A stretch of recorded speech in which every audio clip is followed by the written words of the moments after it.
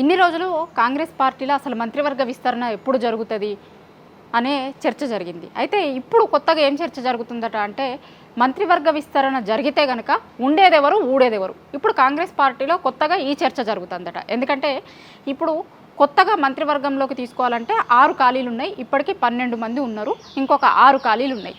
కానీ లెక్కనేమో చాలా ఎక్కువ ఉంది లిస్టు. అంటే మంత్రివర్గంలో చోటు కోరుకుంటున్నోళ్ళు అన్నట్టు. మేము ఈసారి మంత్రి కావాలి అనుకుంటున్నోళ్ళు. అయితే జిల్లాల ఈక్వేషను, సామాజిక వర్గాల ఈక్వేషను, లేదంటే ఇంకా రకరకాల ఈక్వేషన్స్ ఉంటాయి కదా. ఆ ఈక్వేషన్స్ అన్నిట్లల్లా వాళ్ళని మంత్రివర్గంలోకి తీసుకోవాలి అనుకుంటే కనుక ఇప్పుడు మంత్రివర్గంలో ఉన్నటువంటి 2-3 తీసేస్తే తప్ప కొత్తలను తీసుకునే పరిస్థితి లేదు అనేది ఇప్పుడు ఓపెన్గానే మనకు కనిపిస్తుంది.